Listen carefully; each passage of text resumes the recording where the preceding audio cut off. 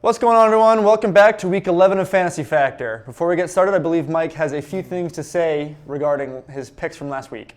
Unfortunately, I do, Matt. To maybe save face a little bit, I did say the turnover battle would determine the outcome of Browns-Patriots game, which it did, but obviously not in the direction I intended it to. The Pats completely embarrassed the Browns, and my beloved Baker Mayfield probably played himself out of a contract extension as he went for 11 of 21 for 73 yards with a touchdown and one interception. And quite honestly, the Browns defense looked like Swiss cheese out there on Sunday, but hats off to the Patriots. They played a great game, but man, did the Browns disappoint. However, my start and sit picks were right on as Dearness Johnson went for 22 points and Adam Thielen only went for 11. Yeah, Mike, that game was fun to watch for the portions that I was able to see. I don't want to jinx anything, so I'll just leave it at that, I think. Fun game to watch. Jacoby Myers got his first career touchdown, too, from Brian Hoyer, no less. But now I'm done.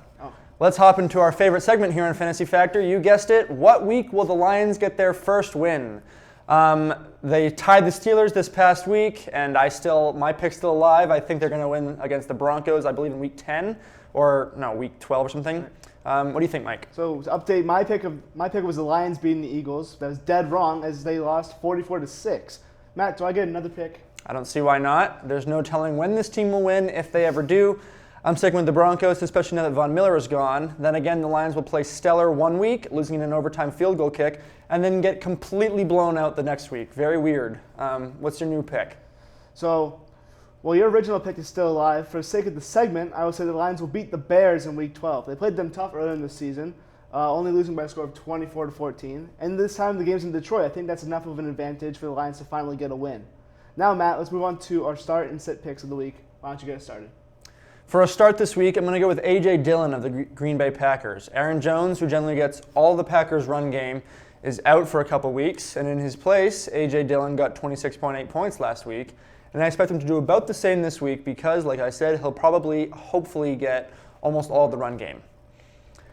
For a sit, I'm going to go with Aaron Rodgers. Maybe I'll be wrong, and he'll get a ton of points on my bench, which probably will happen. But Rodgers has just not been consistent enough for me to justify starting him over returning Tua Tagovailoa against the Jets in Week 11. We'll, of course, revisit this pick next week because knowing my luck, Rodgers will get a ton of points if I don't start him. But I don't think he's been quite Aaron Rodgers quality this season. So my start of the week is Cam Newton. Cam is finally reunited with the Panthers and is going up against former head coach Ron Rivera this week. After a strong showing in limited reps against the Cardinals, I expect Cam to continue his revenge tour and show flashes of his old MVP self against a football team defense that will be without Chase Young this week and potentially the rest of the season. And so now we move on to my sit of the week, who is none other than Patrick Mahomes. This pick to sit Mahomes is for no reason other than the fact that I sat him last week and he went off for his best performance of the season with 36 points on 406 yards, 5 touchdowns, and no interceptions. Even going up against a below-average, at best, Cowboys defense, I just don't think Mahomes can have a repeat performance. So let's see it, Mahomes. I know you're watching this, so prove me wrong. Prove you deserve to be a starter on my team. Mike, you need to calm down, or I'll have to have Mr. MCTV security Sean McAvoy remove you from the premises. But I do understand your frustration. It's always when you finally sit the player that they go off. Had you started Mahomes, he would have probably done terribly again. But let's move on to our pick'em game of the week. Mike, let's give us your thoughts on Raiders versus Bengals. So, well, Matt, if I'm not mistaken, these were both of our surprise teams of the season a couple of weeks ago when we did that segment. Both teams have records of 5-4 and are both vying for a spot in the playoffs. To be blunt, I expect the Raiders to win this game. I know they have had significant off-the-field issues this season, including loss of their head coach and star receiver. But to say the least, I think Derek Carr is playing very well. He's 4th in passing yards with 2,826 yards. Additionally, Renfrow and Waller have emerged as top-tier receiving threats and go against a weak Bengals secondary. I expect them to both have big games. However, I don't expect the Bengals to go down lightly. Coming off a bye week, I expect them to have an offensive game plan, come out firing, but in the end, get the Raiders by 10. Honestly, I think this is a tough one. I would probably put these two teams in around the same caliber of talent, I'd say, so far in the season. But I agree, I think the Raiders will ultimately come out on top. I think the Raiders have more depth, both offensively and defensively. Burrow can only throw it to Chase so many times before the defense catches on, I guess. I think he pretty much covered it, to be honest. Remember way back, by the way, when Renfrow was my suggested ad?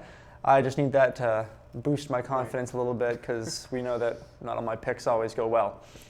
But I'd say we agree. I'd say the Raiders by 2 scores as well.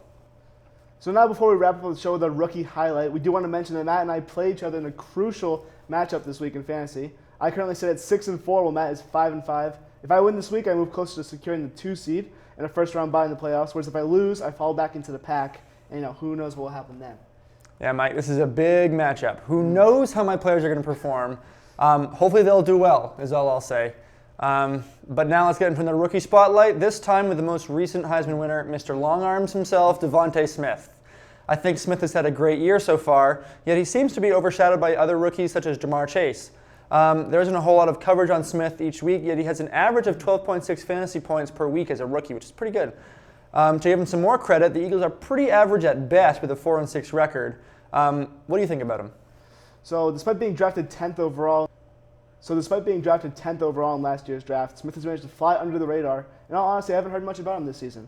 I feel like most of the rookie attention has been focused on the first-round quarterbacks, as it always seems to be. And additionally, Jamar Chase has been getting all of the attention in terms of the rookie wide receiver. As we mentioned in previous weeks, he's even getting compared to Randy Moss.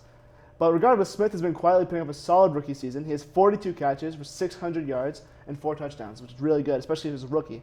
And this puts him on pace for 1,000 yards and about 6 touchdowns on the season, which I don't know about you, Matt, but 1,000 yards means you had a pretty good season, especially in your rookie year.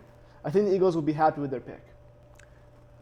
Well, everyone, that's all we have for you today on Fantasy Factor. Make sure to tune in next week to see the results of Matt and I's matchup. As always, I'm Mike, he's Matt, and we'll see you next time.